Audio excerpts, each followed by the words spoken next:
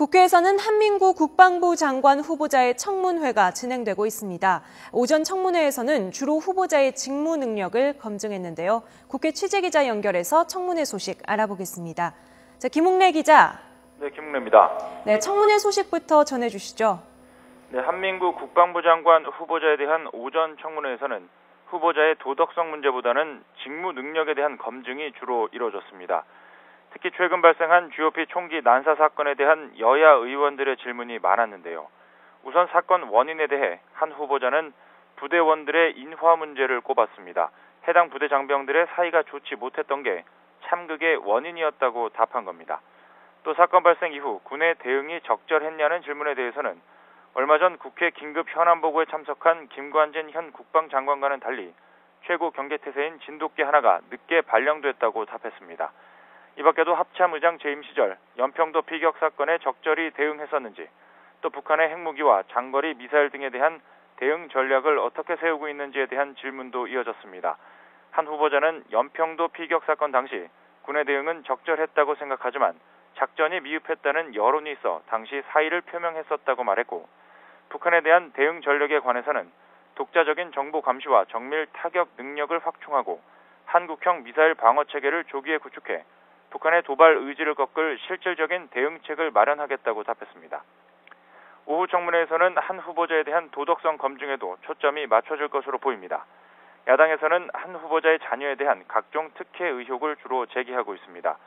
아들은 군복무 시절 주특기를 소총수에서 보급병으로 바꾼 것이 문제고, 딸은 아버지가 합참의장으로 재임할 때 학군단을 유치한 여대 교직원으로 채용된 게 특혜라는 주장입니다.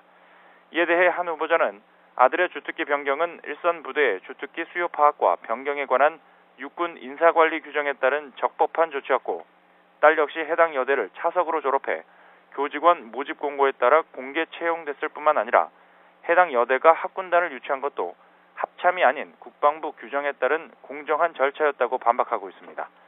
이 밖에도 한 후보자가 전역 이후 국방부 산하기관에서 1억 4천만 원의 자문료를 받았던 점과 아들이 군 복무 시절 60일이 넘는 휴가나 외박을 사용했던 점 등도 쟁점이 될 전망입니다.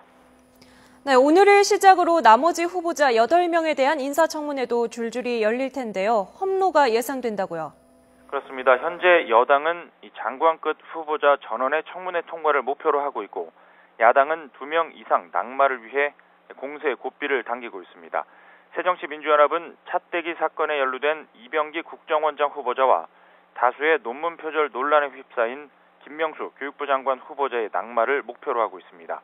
여기에 특혜 군복무와 논문 중복 게재 등의 의혹을 받는 정종섭 안행부 장관 후보자, 그리고 음주운전 전력 등이 있는 정성근 문체부 장관 후보자에 대한 철저한 검증을 벼르고 있습니다.